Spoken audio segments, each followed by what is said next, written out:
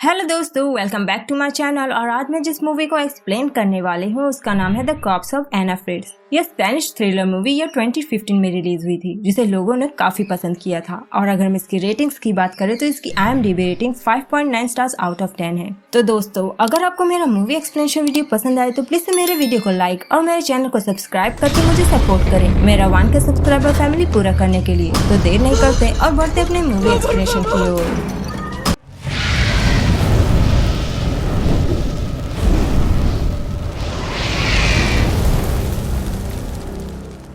तो मूवी के स्टार्टिंग में हम न्यूज के जरिए जान पाते हैं कि एक मशहूर अदाकारा होटल में अचानक से पार्टी के बाद डेड पाई गई, शायद अपने बाथरूम में। और उसकी मौत अचानक से ऐसे कैसे हुई उस वक्त किसी को भी समझ नहीं आ रहा था। और शायद इसका पता ऑटोप्सी के बाद ही चल पाता, वो भी दूसरे दिन। इसलिए उस रात उसकी डेड बॉडी को मॉर्ग में शिफ्ट कर दिया गया था। और ताकि लोगों को पता न चल पाए कि एना किस हॉस्पिटल में है, इसके बारे में मीडिया को नहीं इन्फॉर्म किया गया था, वरना एना के फैंस की वजह से दिक्कत खड़ी हो सकती थी। तब हम एक ऑर्डरली को एना फ्रिट्ज के डेड बॉडी के पिक्चर्स क्लिक करते हुए देख पाते हैं। सीन शिफ्ट होता है और हम दो दोस्तों को हॉस्पिटल में आते हुए देखते हैं, जिनमें से एक का नाम इवान और दूसरे का नाम जावी होता है। और वो दोनों वहाँ पर आते ही दो चाइनीज लड़कियों पर कमेंट करने लगते हैं कि उन्हें चाइनीज लड़कियां बिल्कुल भी पसंद नहीं है, क्योंकि वो फ्लैट चेस्टेड होती हैं। और इवान तो शक्ल से ही ठरकी लग रहा था। और वो दोनों उस वक्त वहाँ पर आए थे अपने फ्रेंड को ले जाने के लिए, क्योंकि वो लोग पार्टी में जा रहे थे। और उनका फ्रेंड वही होता है जो एना फ्रिट्ज की डेड बॉडी की पिक्चर्स क्लिक कर रहा था, जिसका नाम पाव होता है। लेकिन पाव उस वक्त उनके साथ में पार्टी के लिए नहीं जा सकता था, क्योंकि अभी भी उसकी ड्यूटी एक आधा घंटे बाकी थे। इसीलिए वो लोग तब टेरेस पर जाते हैं ड्रग्स और दारू का सेवन करने के लिए। और पाव के ही जरिए उन्हें पता चलता है कि फेमस एक्ट्रेस एना फ्रिट्ज को उसी हॉस्पिटल में लाया गया है। तब इवान उसकी डेड बॉडी देखने के लिए पाव को बहुत ही ज्यादा इंसिस्ट करने लगता है। लेकिन पाव उनसे कहता है कि मॉर्चरी में किसी आउटसाइडर का आना सख्त मना है, और अगर उन्हें किसी ने देख लिया तो उसकी जॉब भी जा सकती थी। और वो उस जॉब से हाथ नहीं धोना चाहता था, क्योंकि वो जॉब उसके हिसाब से उसके लिए बहुत ही प्रेस्टिजियस थी, क्योंकि उसे वहाँ पर कोई भी बोलने वाला नहीं था।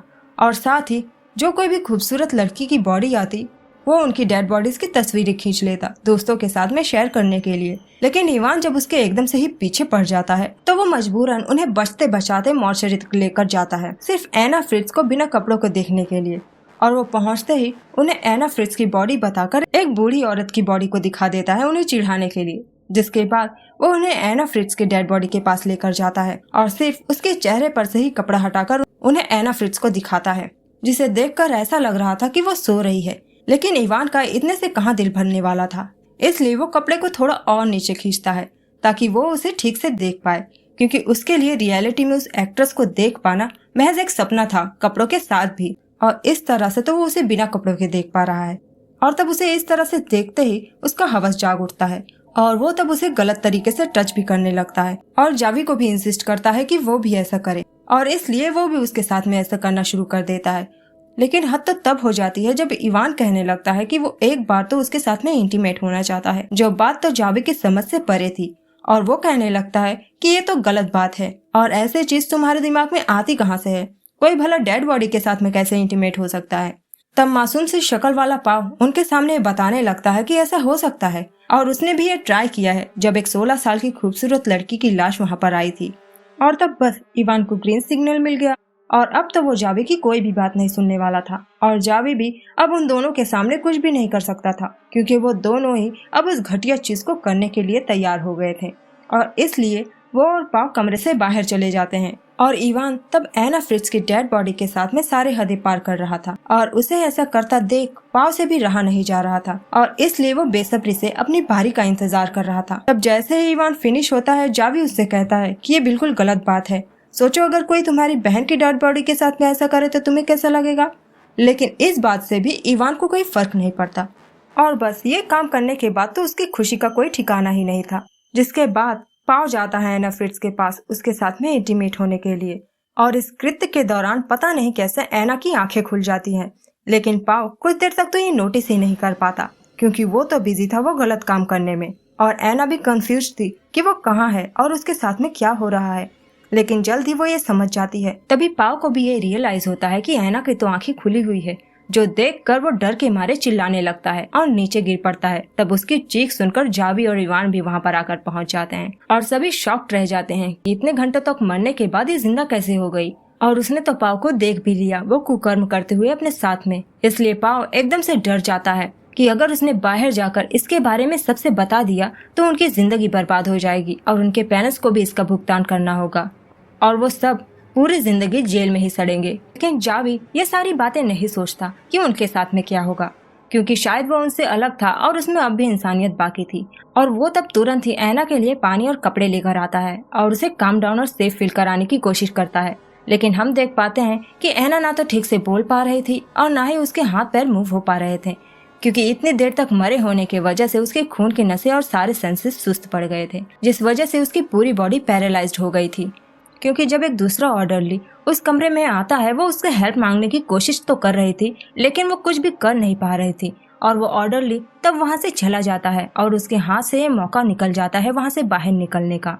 तब जावी तो बाहर जाकर ऐना के जिंदा होने की खबर देना चाहता था, लेकिन इवान और पाव मुसीबत में पड़ जाते हैं। लेकिन जावी को इससे कोई फर्क नहीं पड़ रहा था, क्योंकि उसके हिसाब से जो काम इवान और पाव ने ऐना के साथ में किया था, वो चाहता था कि उन्हें उसकी सजा मिले। लेकिन इवान का यह मानना था कि उन्होंने जब ऐना के साथ में ये सब कुछ किया तब तो वो एक मुर्दा थी और उन्हें क्या पता कि वो जिंदा हो जाएगी। और इसलिए वो अपने गुनाहों को छुपाने के लिए फिर से ऐना को मुर्दा बनाना चाहते थे, मतलब उसे जान से मारना चाहते थे, क्योंकि अगर वो वापस से मर भी जाएगी तो लोगों को क्या ही पता चलेगा। लोगों की जानकारी में तो वो मर ही चुकी है। और ऐना को मारने के बाद वो सब पार्टी में जाना चाहते थे, लेकिन जावी को ये चीज मंजूर नहीं थी। वो ऐना को वहाँ से बाहर निकालना चाहता था और इवान उसे रोकने की कोशिश कर रहा था। तब गुस्से में जावी इवान को हिट कर देता है और बहस के चलते दोनों में हाथापाई होने लगती है। तब इवान जावी पर भारी पड़ता है और उसने तो जावी को इतनी जोर से मार दिया कि जावी के सर से तो खून निकलने लगता है, वो भी बहुत ज्यादा। और अब एक गुनाह को छुपाते छुपाते दूसरा गुनाह हो गया। और रियल लाइफ में भी ऐसा ही होता है, जिसके लिए इवान बहुत पछताता है। और अब अगर जावी को जल्दी से ट्रीटमेंट नहीं मिली तो उसकी मौत भी हो सकती थी। लेकिन वो दूसरा ऑर्डरली तो दरवाजे को लॉक करके चला गया था, इसलिए पाव को अपने कॉलिग को टेक्स्ट करना होगा ताकि वो आकर दरवाजे को खोले और वो तब जावी को किसी तरह ट्रीटमेंट दिलाए। और उन्हें इस चीज के लिए भी प्लानिंग करनी पड़ेगी। और तब ये लोग ऐना और जावी को एक दूसरे कमरे में शिफ्ट कर देते हैं छुपाने के लिए और सब कुछ फटाफट साफ करते हैं। तब जावी ऐना से मरते मरते कहता है कि वो उसे वहाँ से बाहर निकालेगा और तब बस यही कहकर जावी मूर्छित हो जाता है। और तभी पाव का कॉलिग वहाँ पर आ जाता है और दरवाजा खोल देता है, क्योंकि पाव ने उसे टेक्स्ट किया था। और ऐना तब इसी मौके का फायदा उठाकर चिल्लाकर उस ऑर्डरली से हेल्प मांगने की कोशिश करती है, लेकिन इवान उसका मुंह बंद कर देता है, जिस वजह से वो ऑर्डरली कुछ भी सुन नहीं पाता। और हम देख पाते हैं कि वो ऑर्डरली भी ऐना फ्रिट्ज को देखना चाहता था, लेकिन अगर अंदर आ जाता तो पाव की पोल खुल जाती, इसलिए पाव उसे वहाँ से लेकर चला जाता है। और अंदर जावी की सांसें बिल्कुल से रुक गई थी और साथ ही साथ ऐना की वहाँ से जिंदा बाहर जाने की उम्मीद भी टूट गई थी।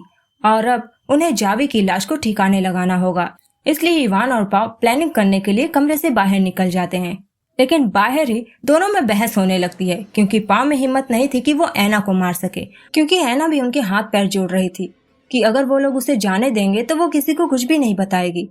और पाव को इसमें सच्चाई नजर आ रही थी कि क्या पता ऐना किसी को कुछ न बताए। तब अंदर ऐना जावी की डेड बॉडी तक पहुंचकर उसके फोन से अपने डैड को कॉल कर लेती है, लेकिन तभी ये दोनों अंदर पहुंच जाते हैं। और जब इवान ये देखता है, दोनों ही पैनिक करने लगते हैं, क्योंकि ऐना उनसे बताती है कि उसने अपने डैड को कॉल कर दिया है और अब तो वो आते ही होंगे उसे ढूंढते हुए। लेकिन कुछ ही देर बाद जब दोबारा से उसके डैड का फोन आता है तो इवान को ये पता चल जाता है कि ऐना की उनसे कोई बात नहीं हो पाई है और उसके डैड को कुछ पता ही नहीं चला। और इसलिए तब उन दोनों को एक और मौका मिल जाता है अपने गुनाहों को छुपाने का। और इवान तब पाव को ऐना को बांधने का ऑर्डर देकर वहाँ से निकल जाता है कंटेनर लाने के लिए। और ऐना तब अपनी बातों से पाव को इन्फ्लुएंस करती है और कहती है कि पाव मर्डरर नहीं है और उसने तो जावी को नहीं मारा, तो वो क्यों इवान की बातें मान रहा है। गुनाह तो उसने किया है तो सजा उसे मिलनी चाहिए। और ऐना तब पाव को भड़काने के लिए अपने तरफ से कुछ बातें ऐड कर लेती है इवान के खिलाफ, कि जावी तो जिंदा था लेकिन इवान ने उसका गला दबाकर उसे मार डाला ताकि उसे हॉस्पिटल ना ले जाना पड़े।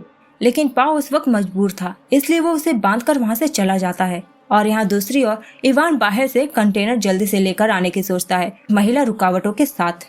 लेकिन यहाँ उसके अंदर पहुँचने से पहले ऐना किसी तरह अपने आप को आजाद कर लेती, सिर्फ अपने हाथों के बलबूते, और रेंगते हुए वहाँ से निकलने की कोशिश करती है, क्योंकि अब तक तो सिर्फ उसके हाथ ही ठीक हो पाए थे और पैर नहीं।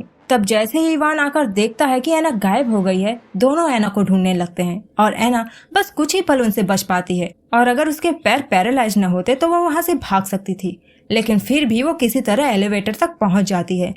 लेकिन उसी वक्त वहाँ पर पहुँच जाता है इवान, जो उसे एलिवेटर के अंदर से घसीट ले आता है पैर पकड़कर। और पाव के आने के बाद वो सोचता है कि एना को जान से मारने का अब समय आ चुका है और उन्हें एना को ऐसे मारना होगा जिससे उसके बॉडी पर एक भी खराश न आए और किसी को उन पर शक न हो। लेकिन पाव इसे नहीं मारना चाहता था क्योंकि उसमें इतनी हिम्मत नहीं थी और इवान अकेला इसमें नहीं फंसना चाहता था और इसलिए वो जबरदस्ती पाव का भी हाथ पकड़कर एक बेडशीट से एना का दम घोटकर उसे मारता है और इस दौरान एना टॉयलेट कर देती है छटपटाहट में और वो वापस से मर जाती है। जिसके बाद ये दोनों जावी की लाश को कंटेनर में डालते हैं और जाने से पहले इवान पाव को एना की बॉडी को क्लीन करने के लिए बोलकर जाता है और इवान तब बाहर जाकर जावी की बॉडी को सड़क के किनारे फेंक कर चला आता है और तब तक पाव एना की बॉडी को अच्छे से क्लीन करके उसे वापस से पहले की ही तरह जगह पर लगा देता है और वहाँ से निकलने लगता है। लेकिन तभी वो एना को वापस से खांसते हुए सुनता है और एना के पास आकर उसे एक डेड बॉडी की तरह प्रिटेंड करने के लिए बोलता है। मतलब उस वक्त एना मरी नहीं थी और ये सब पाव और एना का एक प्लान था जो उन्होंने उस वक्त प्लान किया होगा जब इवान पाव को उसे बांधने के लिए बोलकर गया था और एना शायद कामयाब हो गई थी उसे अपने बातों से उलझाने में और शायद उसे मारते वक्त पाव ने अपनी पूरी कोशिश करी थी कि एना बच जाए और एना ने भी काफी अच्छी एक्टिंग की क्योंकि वो तो एक्ट्रेस थी ही और मरने की एक्टिंग तो उसे बखूबी आती थी। और उसी वक्त इवान वापस आ जाता है और वापस से एना की डेड बॉडी को चेक करता है तसल्ली के लिए, जिसके बाद ही वो दोनों वहाँ से निकलने वाले थे। लेकिन तभी इवान अपना वॉलेट चेक करने लगता है जिसमें से शायद उसका आईडी कार्ड गायब था और अगर वो वहाँ किसी के हाथ लग गया तो वो लोग फंस सकते थे।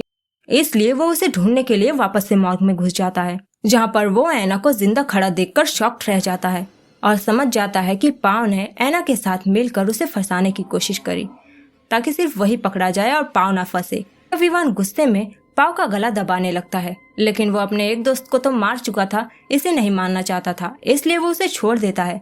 तब मौके का फायदा उठाते हुए एना पीछे से एक सीजर से आकर इवान के गले पर स्टैप करके उसे मौत के घाट उतार देती है, जिसकी पाव ने कभी कल्पना भी नहीं करी थी। और वो तब कहने लगता है कि उसने ऐसा क्यों किया, वो तो बस जा ही रहे थे। और तभी एना पाव के भी पेट में सीजर से स्टैप कर करके उसे भी मौत के घाट उतार देती है और इसी के साथ ही मूवी यहीं पर एंड हो जाती है। तो दोस्तों, इवान और पाव ने जो एना के साथ में किया उसके लिए तो एना ने उन्हें माफ करने की सोच भी नहीं रखी थी, क्योंकि जिस इंसान ने उसे इतना प्रताड़ित किया और ऑलमोस्ट उसे मार ही डाला था वो उसे ऐसे कैसे छोड़ सकती थी। और इसलिए शायद उसने उनसे बदला लेने की प्लानिंग बना रखी थी और शायद इसीलिए उसने इवान के आईडी कार्ड को चुरा लिया होगा जब ये दोनों उसका दम घोट रहे थे, ताकि इवान जब दोबारा से लौट कर आए तो वो गुस्से में पाव को खत्म कर डाले और एना उसे। लेकिन शायद ऐसा नहीं हो पाया और उसे ही उन दोनों को मारना पड़ा। और एना के साथ जो हुआ उसी चीज से बचने के लिए पहले के जमाने की औरतें और रानियां अपने शरीर को आग में झोंक दिया करती थी, क्योंकि ऐसी घटिया मानसिकता पहले के ही जमाने से कुछ लोगों में मौजूद थी। और इसी के साथ हम अपने एक्सप्लेनेशन को यहीं पर एंड करते हैं। तो मिलते हैं नेक्स्ट वीडियो में, तब तक के लिए goodbye, take care and thanks for watching.